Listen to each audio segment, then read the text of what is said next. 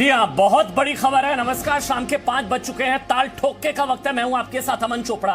500 सालों का इंतजार खत्म हुआ था जब अयोध्या में 500 साल के त्याग तप के बाद आखिरकार भव्य राम मंदिर का निर्माण अब होने जा रहा है, और इसी के साथ 350 सालों का तप, और अब मिलेगा शायद इंसाफ, संभवतः। मतलब सोचिए, प्रभु श्री राम के बाद अब महादेव की मुक्ति की बारी है। ये कहा जा रहा है, ये बहुत बड़ी खबर है कि कोर्ट की तरफ से, मैं आपको बता देता हूं, ये वाराणसी में फास्ट ट्रैक कोर्ट ने काशी विश्वनाथ मंदिर और ज्ञानव्यापी मस्जिद का जो विवाद है, देखिए वहां पर ज्ञानव्यापी मस्जिद है, काशी विश्वनाथ मंदिर है, वहां पर मस्जिद है, उसको लेकर कहा जा रहा है कि ज्ञानव्यापी मस्जिद के नीचे स्वयंभू ज्योतिर्लिंग है। और ये सालों साल की लड़ाई है, 350 साल से भी ज्यादा की ये लंबी लड़ाई, कानूनी लड़ाई, संघर्ष। हालांकि इसको लेकर शुरुआत से कहा जाता रहा कि 1991 का जो प्लेसेस ऑफ वर्शिप एक्ट है, जिसके तहत 1947 में जो मूल होगा धार्मिक स्थल का, वही माना जाएगा। और यही मुस्लिम पक्ष शुरुआत से कहता आ रहा था कि उसका मूल जो है वो तो मस्जिद है 47 में, तो फिर 1991 प्लेसेस ऑफ वर्शिप एक्ट के हिसाब से वो तो हो नहीं सकता। लेकिन एएसआई पूरा तात्विक सर्वेक्षण करेगा। ये बहुत बड़ी खबर है कि ज्ञानव्यापी मस्जिद के नीचे क्या है, जो कहा जा रहा है कि उसके नीचे मंदिर के अवशेष हैं। मंदिर तोड़कर, औरंगजेब का फरमान था, मंदिर तोड़कर मस्जिद बनाई गई। वो भोले की जमीन है, वहां ज्योतिर्लिंग है, वहां स्वयंभू ज्योतिर्लिंग है। तो फिर अब वो विवाद लेकिन अब बड़ी खबर ये है, आज का जो अपडेट है मैं आपको जल्दी से बता देता हूं। वैसा जी मीडिया संवाददाता विशाल पांडे इस वक्त जुड़ चुके हैं, उनसे समझेंगे इसका मतलब, क्योंकि सबसे पहले शुरुआत जब ये मामला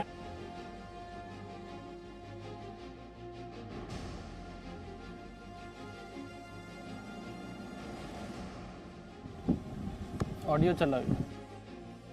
देखिए बिल्कुल अमन, अगर हम इस पूरे मामले को हम बताएं, क्योंकि काशी विश्वनाथ और ज्ञानव्यापी विवाद यह 1991 में पहली बार अदालत पहुंचा था। 7 साल तक सुनवाई हुई। 1998 में बनारस की ही जिला अदालत ने एक बड़ा फैसला दिया था, जो कि इस सवाल को तय करने के लिए था कि रिलीजियस कैरेक्टर, यानी कि जो 1991 के कानून का हवाला तमाम लोग देते हैं कि इस मामले की सुनवाई उसका उल्लंघन है, उस वक्त इसी चीज को तय करने का आदेश दिया था। उसमें जज ने यह कहा था कि जो वर्तमान वाद में यह तय नहीं है कि विवादित स्थल का धार्मिक स्वरूप मंदिर का है या मस्जिद का है। 15 अगस्त 1947 को इसकी धार्मिक स्थिति, रिलीजियस कैरेक्टर, यह शब्द इस्तेमाल किया गया था। क्या था? बिना विवादित स्थल से साक्ष्य इकट्ठा किए बिना उसका धार्मिक स्वरूप मंदिर का है या मस्जिद का है, यह तय नहीं किया जा सकता है, और यह राष्ट्रीय महत्व का मुद्दा है। यह कहते हुए 1998 में वाराणसी की अदालत ने धार्मिक स्वरूप तय करने के आदेश दिए थे। हालांकि उस वक्त सुन्नी सेंट्रल वक्फ बोर्ड और अंजुमन इंतजामिया मसाजिद कमेटी इलाहाबाद हाई कोर्ट गई थी, इस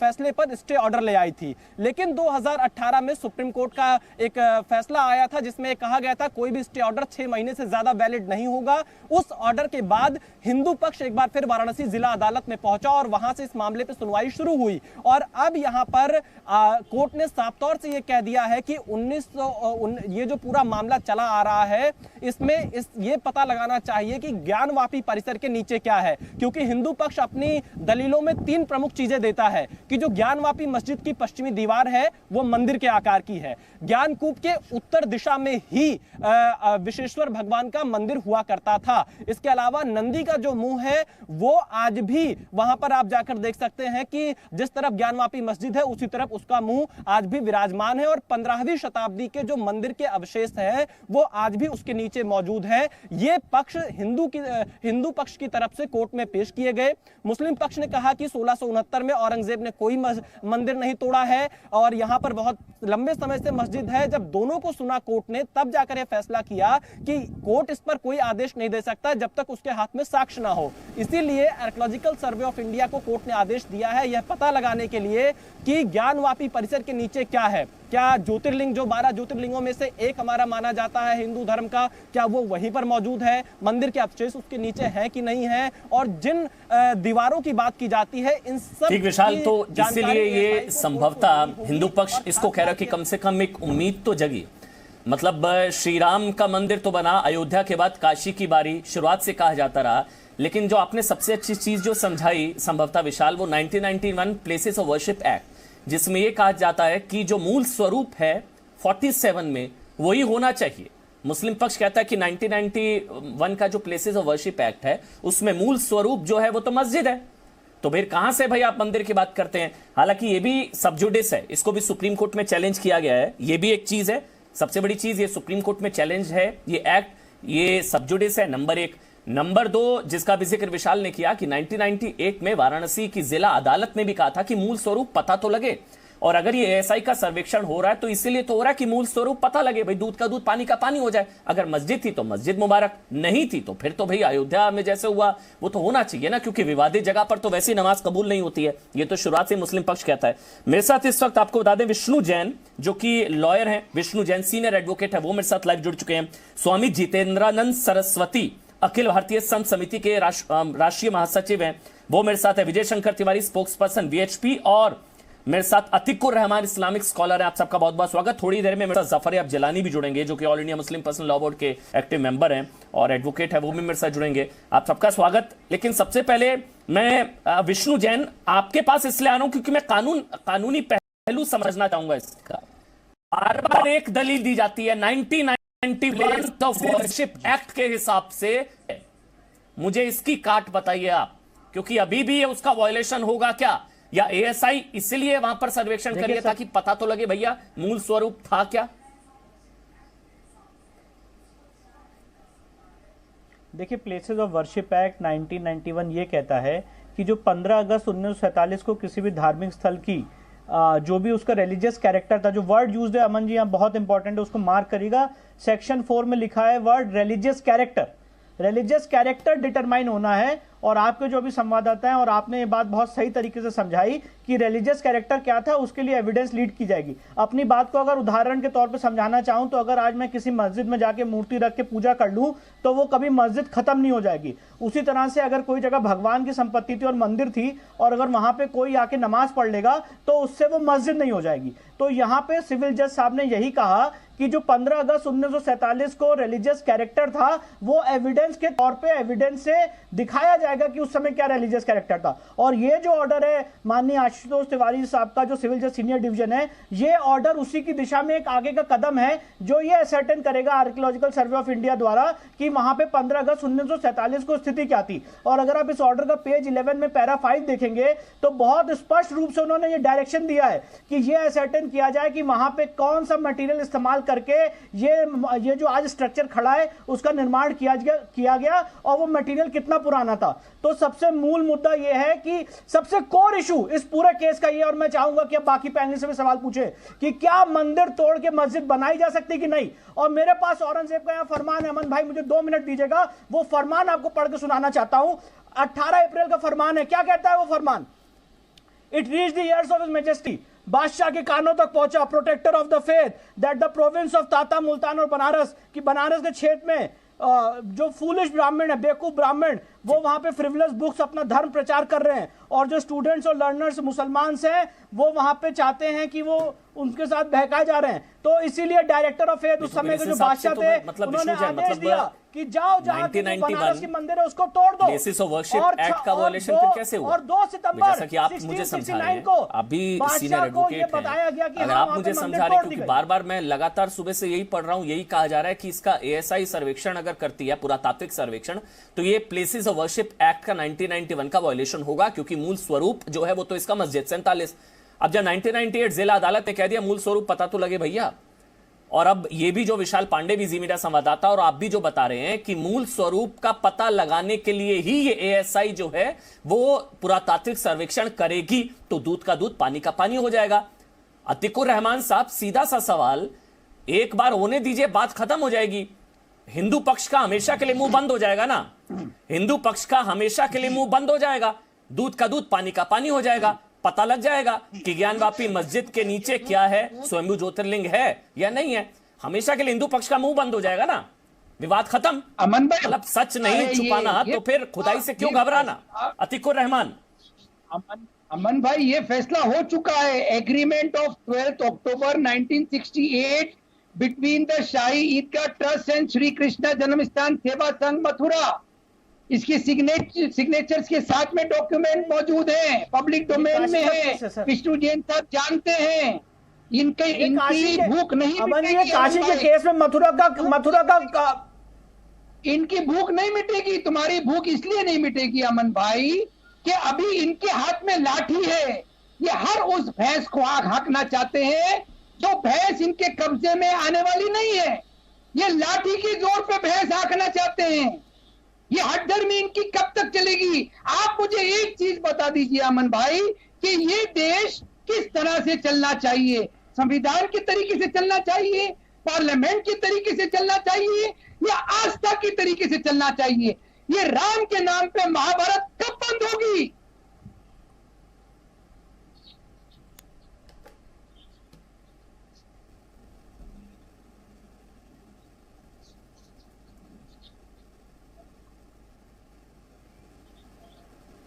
भैया मुझे गेस्ट की आवाज।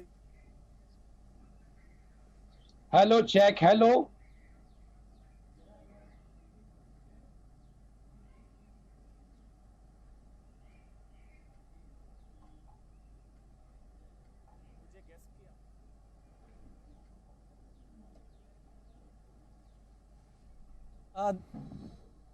देखिए, अगर हम बात करें, जैसा कि मैं अभी अतीकुर रहमान जी को सुन रहा था, ये जो भी बात करे वो अपनी जगह इनकी बात जरूर सुनी जानी चाहिए। लेकिन जब हमने बनारस में जाकर ग्राउंड रिपोर्ट इस पर तैयार की, हमने सभी पक्षों से बातचीत की, अंजुमन इंतजामिया मसाजिद कमेटी से बात की, सुन्नी सेंट्रल वक्फ बोर्ड के वकीलों से बातचीत की, इसके अलावा जो विश्वेश्वर स्वयंभू ज्योतिर्लिंग के वाद मित्र हैं विजय शंकर रस्तोगी, उनसे बातचीत की, कई किताबों का अध्ययन किया, क्योंकि अंग्रेजों के समय से यह पूरा मामला चला आ रहा है। 1809 में वाराणसी में दंगे भी हुए थे इस बात को लेकर, और जो तत्कालीन वहां पर जिलाधिकारी थे उन्होंने अपने कई सुझाव भी दिए थे कि इस विवाद को कैसे खत्म करना है। उन सब चीजों को कोर्ट में रखा गया था और यह बताया गया था, क्योंकि अभी जो हमारे पास जानकारी थी, कोर्ट में यह दिया गया है कि मंदिर की 1 गज चौड़ी लखौरिया ईंट की दीवारें आज भी ज्ञानवापी मस्जिद के आसपास देखी जा सकती हैं, पश्चिम दिशा में मस्जिद के। इसके अलावा उसमें यह भी बताया गया है कोर्ट में हिंदू पक्ष की तरफ से, ज्ञानवापी के भूतल में 15वीं शताब्दी में विश्वनाथ मंदिर के अवशेष आज भी वहां पर मौजूद हैं। ज्ञानकूप जो आज भी वहां पर मौजूद है, उसके उत्तर दिशा में बाबा विश्वनाथ का मंदिर है। 37 फोटोग्राफ जो कि बहुत पुराने हैं, काफी 100-200 साल पुराने हैं, उनको वहां पर दिया गया है सबूत के तौर पर। इसके अलावा अगर हम इसमें और भी चीजों का अध्ययन करें तो इसमें यह पता चलता है कि कुल मिलाकर इसी बात को इस वक्त ध्यान में रखा गया है कि 15 अगस्त 1947 को ज्ञानवापी परिसर का धार्मिक स्वरूप क्या था यह तय हो जाए, उसके बाद ही गुण दोष के आधार पर फैसला दिया जाएगा कि कौन पक्ष सही है कौन पक्ष गलत है। लेकिन उसके लिए आर्कियोलॉजिकल सर्वे ऑफ इंडिया, क्योंकि इसमें अगर हम ऑर्डर पढ़े, इसमें साफ तौर से जज ने यह लिखा है, सिविल जज ने, कि यह सिर्फ आर्कियोलॉजिकल सर्वे ऑफ इंडिया के द्वारा ही तय किया जा सकता है कि कौन सा पक्ष सही है कौन सा पक्ष गलत है, क्योंकि उनके पास एक्सपर्ट होते हैं, उनके पास तमाम सुविधाएं होती हैं जिनसे वो पता लगा सकते हैं कि जमीन के नीचे आखिरकार क्या था। और यही ऑर्डर कोर्ट ने दिया है और इसके लिए बाकायदा बिल्कुल आप कह सकते हैं ऐसी व्यवस्था की जाएगी ताकि कोई सवाल न खड़े कर पाए। 2 अल्पसंख्यक समुदाय के सदस्य इस कमेटी में होंगे, एक ऑब्जर्वर नियुक्त किया जाएगा। सुबह 9 बजे से शाम 5 बजे तक जो भी रिपोर्ट तैयार की जाएगी वो रोज ऑब्जर्वर को देनी होगी कि ज्ञानवापी परिसर में क्या कुछ मिला, वीडियो रिकॉर्डिंग कराई जाएगी, फोटोग्राफी कराई जाएगी, ताकि दूध का दूध पानी का पानी हो सके।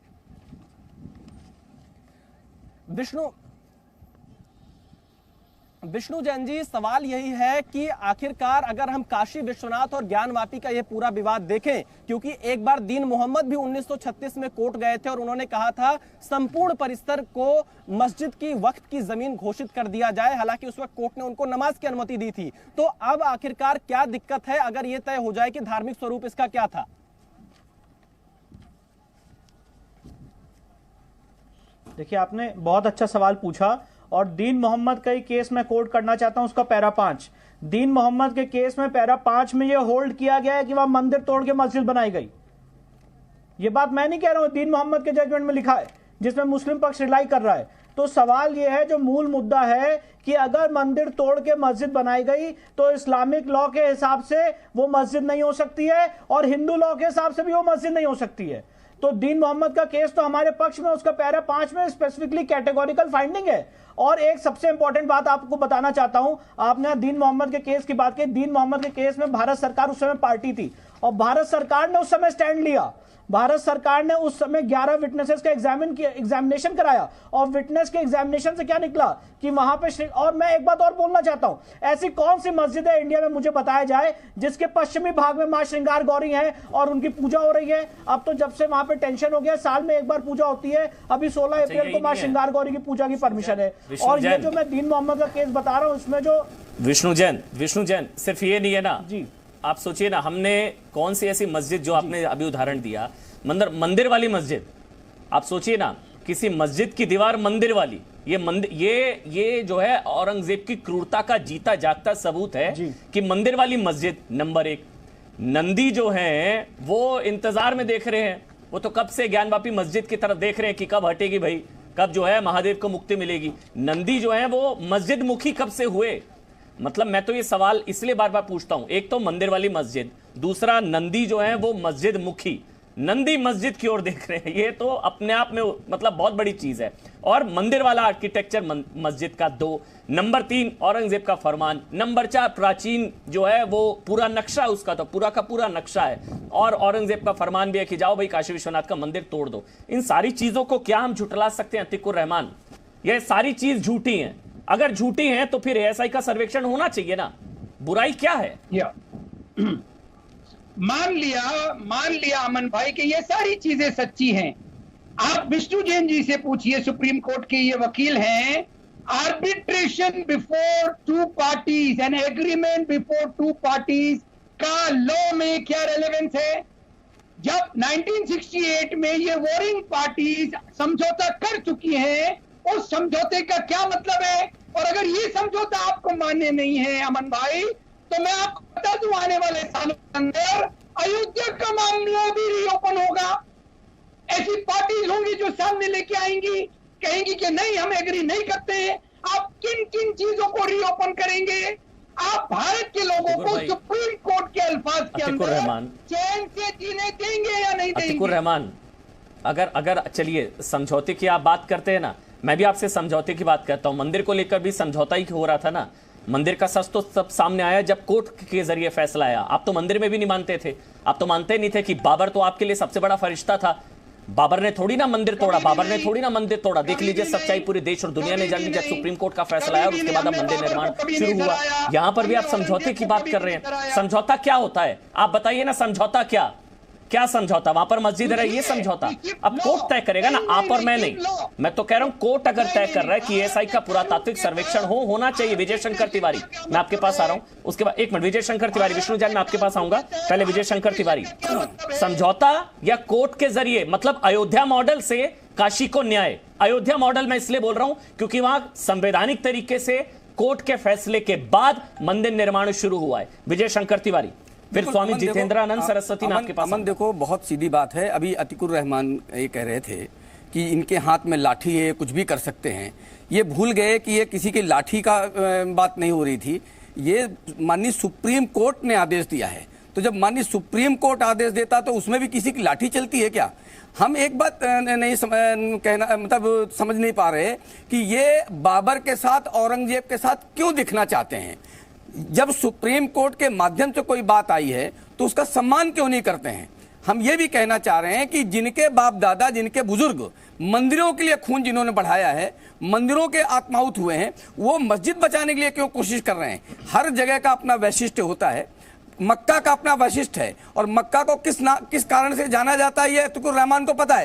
काशी किस कारण से जाना जाता है? वो काशी विश्वनाथ के कारण जाना जाता है। आप तकनीकी पक्ष लेकर के, कानूनी पक्ष लेकर के, 1947 में ये हुआ था, 1991 में ये हुआ था, ये सब कह करके आप विषय को भटका नहीं सकते हैं।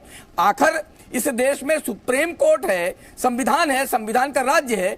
अपनी बात कहने के लिए, अपनी मांग के लिए आदमी अगर सुप्रीम कोर्ट जाता है, सुप्रीम कोर्ट उस पर कोई आदेश देता है, तो आप भी जो कहते हैं हम न्यायालय पर विश्वास करते हैं, हम लोकतंत्र पर विश्वास करते हैं, हम संविधान पर विश्वास करते हैं। अगर संविधान पर आप विश्वास करते हैं, अगर सुप्रीम कोर्ट पर विश्वास करते हैं, तो सुप्रीम कोर्ट ने यही तो कहा है, खुदाई करवा लो, देख लो वहां पर क्या है। तो आप खुशी खुशी कहना चाहिए कि बिल्कुल ठीक है, आप खुदाई करवा लीजिए, किसी को कोई दिक्कत नहीं है।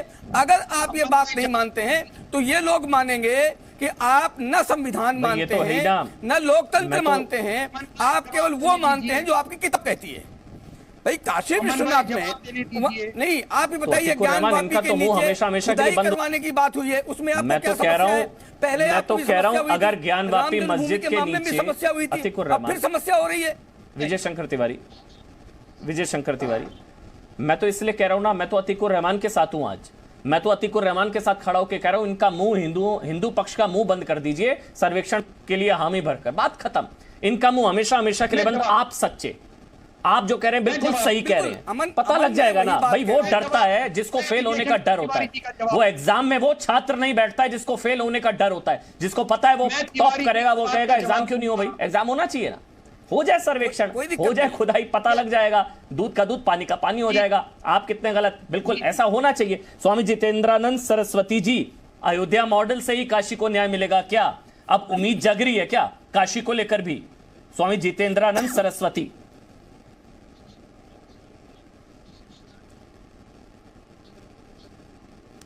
स्वामी जी नहीं है मेरे पास, मैं दोबारा उनके पास जाऊंगा। अतीकुर रहमान आप, उसके बाद विष्णु जैन, मैं आपके पास आऊंगा। अतीकुर रहमान बोलिए, मुंह बंद कर दीजिए इस बार हिंदू पक्ष का, बोल नहीं पाएगा आज के बाद कोई, क्योंकि आप काफी हिसाब से कुछ नहीं मिलना ज्ञान वापी मस्जिद के नीचे, है ना?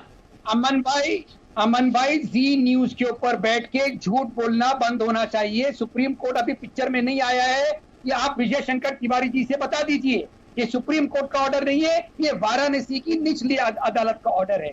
दूसरी बात, आप कह रहे हैं दूध का दूध पानी का पानी हो जाने दीजिए। मैं आपसे सिर्फ इतनी विनती कर रहा हूं कि इस दूध का दूध पानी का पानी जो कि 1968 में उन दो पार्टी जो कि वॉरिंग पार्टी थी, आप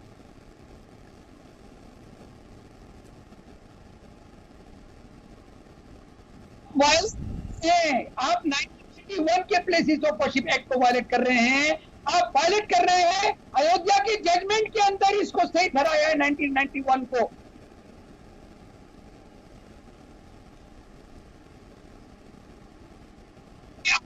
विष्णु जैन,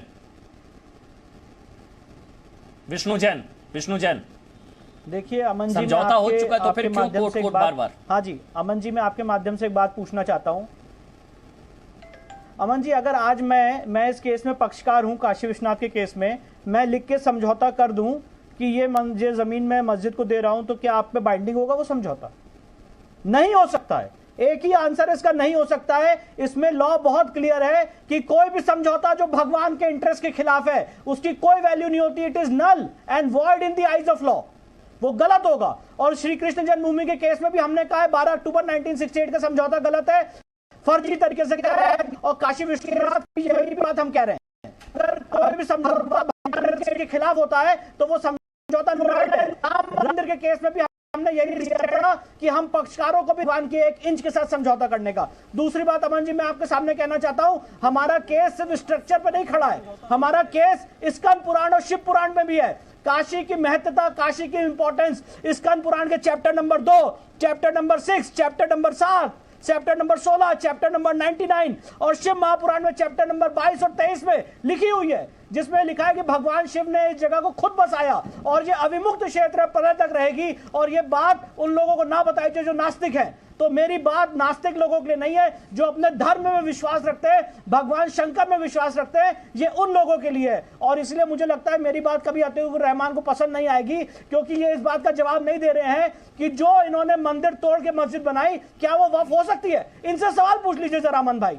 आज मैं आपसे रिक्वेस्ट कर रहा हूं, इनसे सवाल पूछ लीजिए कि अगर मंदिर तोड़ के मस्जिद बनाई गई है तो क्या वो कभी वैलिड मस्जिद हो सकती है? एक ही जवाब मिलेगा कि नहीं हो सकती है। और इसीलिए अगर आप सुप्रीम कोर्ट का जजमेंट भी देखेंगे राम मंदिर के केस में, सुप्रीम कोर्ट ने कहा है कि ऐतिहासिक भूलों को रेक्टिफाई किया जा सकता है। मानते हैं ना विष्णु जैन, ये तो बाबरी मस्जिद को लेकर भी था कि वहां पर नमाज होती ही नहीं थी, वहां तो नमाज ही नहीं होती थी क्योंकि नमाज कबूल ही नहीं, वो तो नाक का सवाल बन गई थी ना बाबरी मस्जिद भी। और इस केस में भी ऐसा ही है कि विवादित जगह पर वैसे भी नमाज कबूल नहीं होती है। बताइए अगर मैं अतीकुर रहमान गलत कह रहा हूं, मंदिर तोड़कर बनाई गई मस्जिद और वहां पर नमाज कबूल होती है क्या? अल्लाह कबूल करेगा नमाज?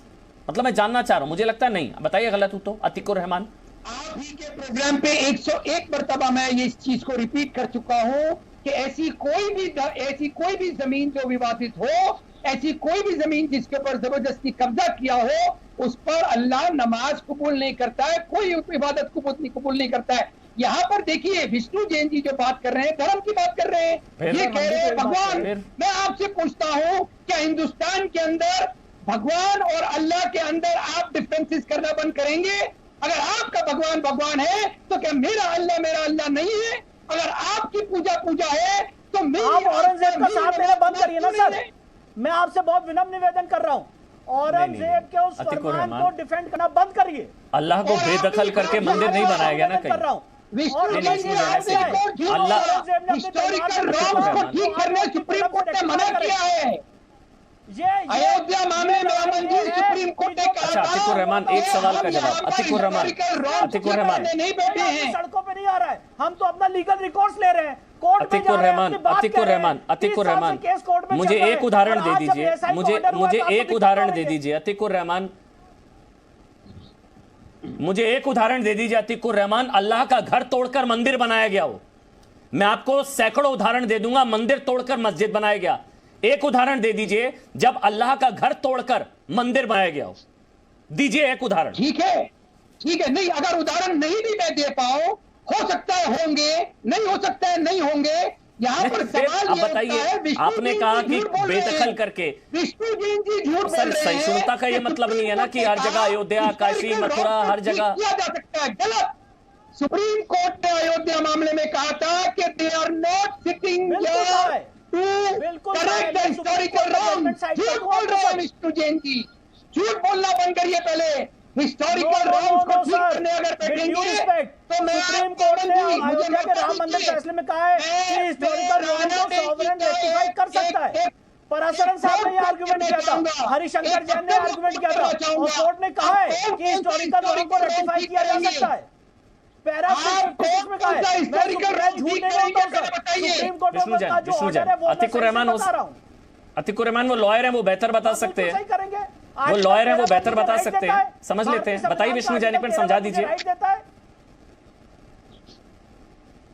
विष्णु जैन। देखिए अमन जी, जब सुप्रीम कोर्ट में राम जन्मभूमि की बहस हुई थी तो जो पराशरन साहब है, इस देश के सबसे वरिष्ठ वकील है वो, और मेरे पिताजी हरिशंकर जैन साहब ने एक कोर्ट के सामने दलील रखी थी कि अगर कोई हिस्टोरिकल रॉन्ग हुआ है तो क्या उसको रेक्टिफाई किया जा सकता है। पैरा 656 में, एग्जैक्ट पैरा भी याद नहीं है, मैं आपको बता दूंगा, मैं गलत नहीं बोल रहा हूं। सुप्रीम कोर्ट ने अपने जजमेंट में कहा है कि हिस्टोरिकल रॉन्ग को इस देश का सॉवरेन रेक्टिफाई कर सकता है, और इस देश में 3 सॉवरेन है, देश की संसद, देश का एग्जीक्यूटिव और जुडिशरी वालों को सॉवरेन फंक्शन है, और इसलिए जुडिशरी के माध्यम से जो तलवार से औरंगजेब ने किया है, हम चाहते हैं उसको कलम से रेक्टिफाई किया जाए। ये लड़ाई है कि तलवार की ताकत से बड़ी कलम की ताकत होती है, पर जब आज हम कोर्ट में जा रहे हैं तो इनको दर्द हो रहा है। 30 साल से केस विजय शंकर रस्तोगी साहब ट्रायल कोर्ट में लड़ रहे हैं, पिछले 2 साल से हम लोग लड़ रहे हैं, तो आपको क्या दिक्कत हो रही है? आप सही बात को मानिए। अगर आर्कियोलॉजिकल सर्वे ये रिपोर्ट देता है कि नहीं वहां पे मस्जिद थी, मंदिर तोड़ के नहीं हुआ, तो हम आगे बढ़ेंगे केस में, आपको क्या दिक्कत हो रही है? पर अभी अमन जी होगा क्या, इस ऑर्डर को चैलेंज करेंगे डिस्ट्रिक्ट कोर्ट में, फिर इस ऑर्डर को चैलेंज करेंगे हाई कोर्ट में, फिर आएंगे सुप्रीम कोर्ट, पर ये इस केस का फैसला नहीं होने देंगे। और बात यही है कि आप चाहते नहीं है कि हिस्टोरिकल रॉन्ग रेक्टिफाई हो, सवाल यही है। अमन भाई जवाब देने दीजिए, मैं जवाब देना चाहूंगा अमन भाई। और अमन जी आपके माध्यम से मुझे 1 मिनट परमिट करिएगा, बहुत इंपॉर्टेंट बात कहना चाहता हूं। यूपी सरकार ने यह कहा है, एक एक्ट लाई है, काशी विश्वनाथ एक्ट 1983, जिसमें यह कहा कि पूरी जमीन भगवान आदि विश्वेश्वर की है, उसमें वेस्ट करती है, और वो एक्ट सुप्रीम कोर्ट ने रामास्वामी के जजमेंट में 1997 में अपहोल्ड किया। और जो इनके सरमौर है राजीव धवन साहब, उन्होंने मंदिर की तरफ से बहस की थी और कहा था कि यह एक्ट कॉन्स्टिट्यूशनली वैलिड है। तो आप यहां पे प्लेसेस ऑफ वर्शिप एक्ट की बात कर रहे हो। अरे ये तो देखिए, काशी विश्वनाथ एक्ट 1983 जो यूपी सरकार लाई थी, जिसमें पूरी जगह ऑलरेडी मंदिर को डिक्लेयर की जा चुकी है। फोन कट गया।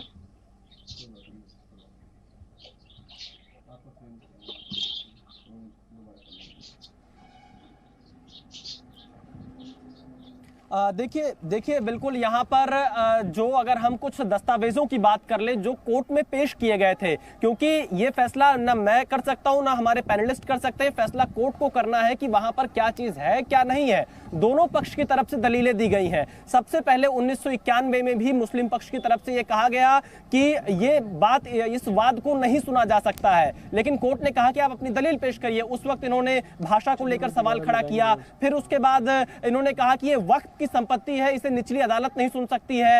यह भी तय कर दिया गया कि नहीं, इसे निचली अदालत सुन सकती है। इसके बाद हाई कोर्ट गए, वहां से फिर एक बार स्टे ऑर्डर मिला और ये लंबा प्रक्रिया पूरी चली आ रही है। और इसमें मैं चाहूंगा अतीकुर रहमान जी, बनारस के जो स्थानीय लोग हैं जो इससे जुड़े हुए हैं, उनसे जरूर बात करें। अंजुमन इंतजामिया मसाजिद कमेटी से बात करें, सुन्नी सेंट्रल वक्फ बोर्ड से बात करें, क्योंकि वो लोग लगातार इसमें पेश हो रहे हैं।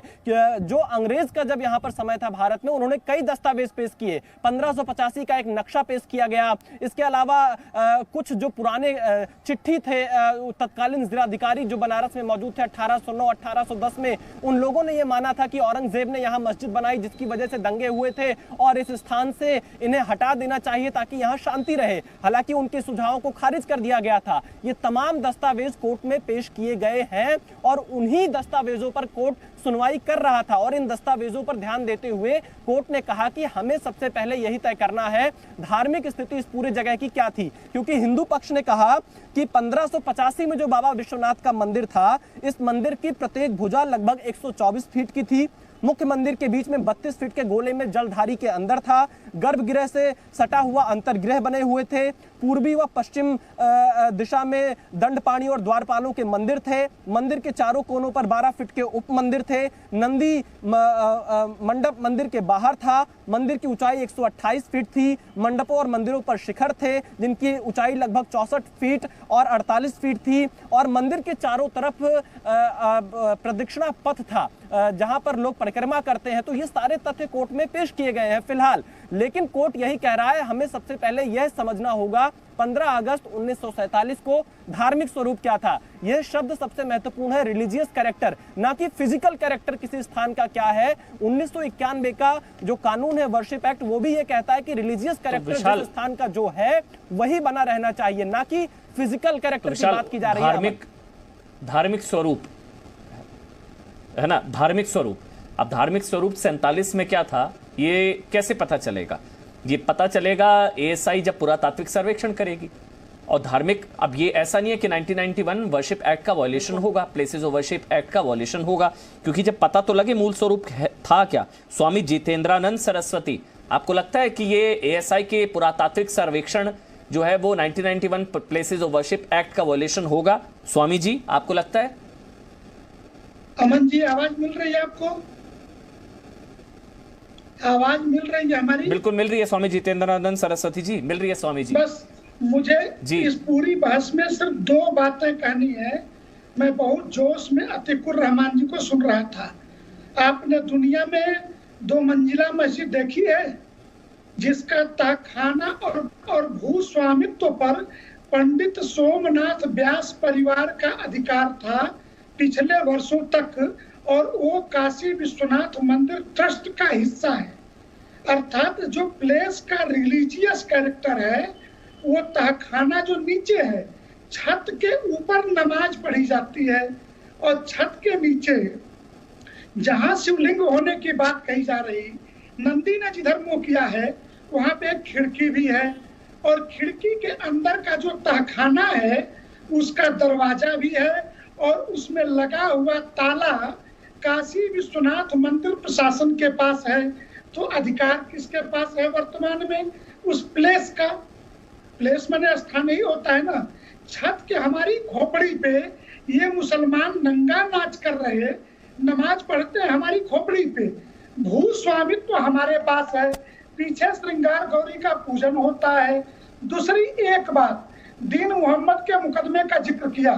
दीन मोहम्मद के मुकदमे में एक बात सेंट्रल सुन्नी वक्फ बोर्ड और दीन मोहम्मद को तत्कालीन 1936-37 में कोर्ट ने कही है कि ये लोग फर्जी सबूत गढ़ने के भी अपराधी है।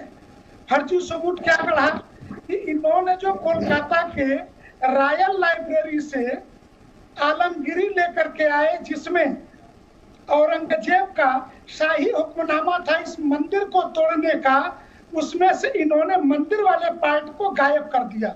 अंत में हिंदू जामिया से, हैदराबाद जामिया के अंदर वहां की लाइब्रेरी में जो आलमगिरी थी उसका अनुवाद करा करके लाए, वो पैराग्राफ समेत, और कहा कि ये इतने मक्कार हैं कि चैनलों पे बैठ के तो झूठे सबूत करते ही हैं।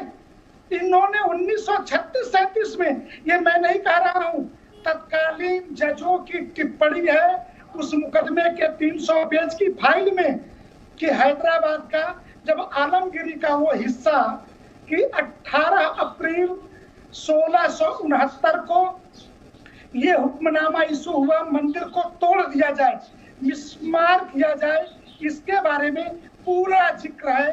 तब इन लोगों ने एक दूसरा तर्क गढ़ा कि ये विश्वेश्वर महादेव नहीं है, वो विश्वेश्वर गंज वाले विश्वेश्वर हैं। फिर इन्होंने काशी महानगर में 7 स्थान बताए। तो चोर जब चोरी करना शुरू करता है तो वो ये भूल जाता है कि वो क्या कहता जा रहा है। तो इन्होंने यह साबित खुद कर दिया उस मुकदमे में कि इन्होंने 7 बड़े मंदिर, हिंदुओं के प्रतिष्ठित मंदिरों को औरंगजेब के आदेश से काशी ज्ञानवापी को तोड़ने के बहाने 7 मंदिर तोड़े हैं। अंत में कोर्ट ने कहा कि नहीं, ये जो कि ज्ञानवापी कूप यही है, श्रृंगार गौरी यही है, अतः काशी ज्ञानवापी का ये मंदिर है। और इसमें आप 1936 के मुकदमे का वर्जन है कि आप किसी तरीके का मेंटेनेंस नहीं करेंगे, कोई चुना पुचारा नहीं करेंगे। इन्होंने मुलायम सिंह की गवर्नमेंट बनने पर मोहम्मद आजम खान ने तत्कालीन एडीएम को अर्दम में लेकर के पहली बार चुना पुचारा कराया है और 89 के बाद नमाज पढ़ना शुरू हुआ है। 1947 में religious character, Hindu character, no Muslim character, no नमाज, वहां पे कोई नमाज नहीं था। और ये नमाज 89 में मोहम्मद आजम खान ने शुरू कराया है। हौसला सिंह नाम का एक एडीएम था, उससे कह करके जबरदस्ती इसका, और मथुरा वाली जो दरगाह है वहां भी किसी भी तरीके के मेंटेनेंस से मना बाबरी वाला ही हाल है ना, यहाँ पर भी इन लोगों ने, वहां पर भी नमाज नहीं हो रही थी, यहाँ पर भी नमाज नहीं हो रही थी, क्योंकि नमाज होगी कैसे, वो तो विवादित ढांचा वहां पर था। यहाँ पर भी विवाद है स्वामी जी, नमाज वहां पर भी नहीं हो रही थी, बाबरी मस्जिद में भी वो भी विवादित ढांचा था। यहाँ पर भी नमाज नहीं हो रही थी क्योंकि इस पर भी विवाद है। और ये तो अतीकुर रहमान ने भी कहा कि विवादित ढांचे पर या विवादित जगह पर नमाज कबूल होती ही नहीं है। और हम तो जैसे आप सबूत गिना रहे हैं, जी मीडिया संवाददाता विशाल पांडे के पास तो 10-10 सबूत हैं। विशाल ने तो बताया औरंगजेब का फरमान, विशाल औरंगजेब का फरमान हो, प्राचीन नक्शा हो, अब जो है पश्चिमी जो दीवार है हिंदू मतलब मंदिर वाली मस्जिद हो, या जो है नंदी हैं वो मस्जिद मुखी मस्जिद की तरफ देख रहे हैं, ऐसे तो इतने सबूत हैं, तथ्य। मुस्लिम पक्ष भी जानता है कि यहाँ बात तो है, वरना डर किस बात का होता कि भाई खुदाई करा लीजिए। डर है तो कहीं ना कहीं समझ में आ रहा है कि भाई मामला पकड़ा जाएगा। अमन जी, बात तो यही है। देखिए बिल्कुल अमन, और जब मैं बनारस में इस रिपोर्ट को करने गया था, विशाल विशाल विशाल अमन जब मैं इस रिपोर्ट को करने गया तो मैंने सुन्नी सेंट्रल वक्फ बोर्ड के वकील से यही सवाल पूछा कि ऐसी कौन सी मस्जिद है जिसकी दीवार मंदिर जैसी है। तब उन्होंने मुझे जो जवाब दिया, उनका ये कहना था उस वक्त उस दौर में इस तरह की ही पत्थरों का प्रचलन था बनारस और उसके आसपास में, इसलिए हमने उस दीवार में इस पत्थर का इस्तेमाल किया था जो मंदिर के आकृति की दिखाई देती है। उनका जवाब था हमारे पास, उनका इंटरव्यू आज भी पड़ा हुआ है।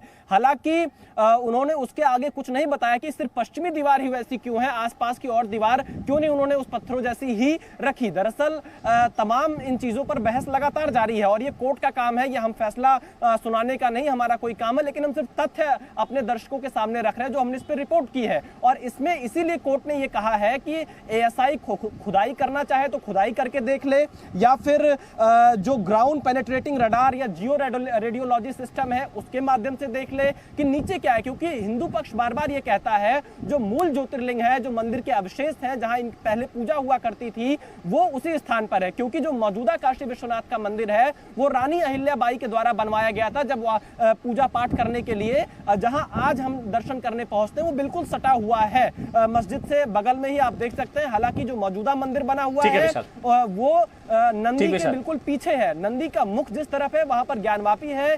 बिल्कुल अमन, नहीं नंदी तो इसलिए, नंदी जो है वो इसलिए उस तरफ है क्योंकि उम्मीद की निगाहों से देख रहे हैं ना नंदी, तो वो तो देख रहे हैं ज्ञानवापी मस्जिद की, भाई 350 सालों की जिद कब हटेगी ज्ञानवापी मस्जिद, ये तो जिद है ना 350 सालों की, और 350 सालों का तप है। अब शायद संभवतः उम्मीद जगी है हिंदू पक्ष को। अब सिर्फ एएसआई जो पुरातात्विक सर्वेक्षण कर रहा है। अतिकुर रहमान, जाते जाते मुझे वाइंड अप करना है, देव विशाल ने सवाल पूछा वही मैं आपसे पूछ रहा हूँ, कोई एक मस्जिद जिसकी दीवार मंदिर वाली हो, मंदिर नुमा मस्जिद अगर आपने देखी हो तो मुझे बता दें आप। मंदिर वाली मस्जिद देखिए कहीं? हजारों हैं, हजारों। हमारे मुंबई के अंदर बायखल्ला में आके देख लीजिए आप, और हजारों होंगी, लेकिन आपकी जो एक तरफा नजर है ये देख नहीं पाती। हजारों आपके पास है, कोई दिखा सकते हैं आप? मैंने तो स्क्रीन पर डाल रहा हूँ ये मस्जिद, जो मंदिर मतलब मस्जिद जिसमें मंदिर की दीवार हो, है ऐसी मस्जिद है ऐसी? बायखल्ला मुंबई में आके देख लीजिए, समझे ना, आपको दिखाई देगी, और हजारों होंगी यूपी बिहार में, हैदराबाद में। ये तस्वीर मैं स्क्रीन पर डाल रहा हूं। अतिकुर रहमान जी, मस्जिद जिसमें मंदिर की दीवार हो, ये आप कह रहे हैं हमने देखी है, ये संभवतः ये आपका झूठ जो है वो नेशनल टेलीविजन पर दुनिया देख रही है। सर आपको भी पता है ऐसा नहीं है, कहीं नहीं है ऐसा, और अगर है ना तो फिर वो हजारों हैं तो वो हजारों मंदिर ही तोड़कर बनाई गई होंगी।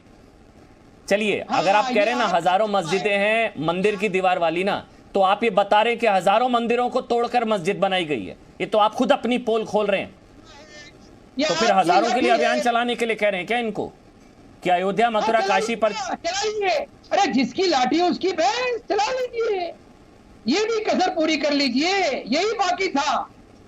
अब तक के तो खामोश थे, सो रहे थे, अब तक के लड्डू लगा हुआ था अयोध्या का हाथ में, अब वो लड्डू तो खा लिया, और वो भी पता नहीं आपकी लाठी थी, अब जिसकी लाठी उसकी भैंस। ये लाठियां तो आप, ये लाठियां किसने चलाई? अतिकुर रहमान, जिसने मंदिर तोड़ा उसने चलाई ना, जिसकी लाठी उसकी भैंस, यहाँ पर कहां से कहावत हुई? लाठियां तो चलाई जिस पर जब मंदिर तोड़े गए। आपने कहा हजारों मस्जिदें मैंने देखी हैं जिसमें मंदिर वाली दीवार है, तो मतलब हजारों मंदिरों को तोड़कर मस्जिद बनाई गई होगी, है ना? कोई मंदिर देखा जिसकी मस्जिद वाली दीवार हो? कोई मंदिर देखा जिसकी मस्जिद वाली दीवार हो? क्योंकि मस्जिद तोड़कर मंदिर नहीं बनाई गई ना, एक नहीं बता पाएंगे आप।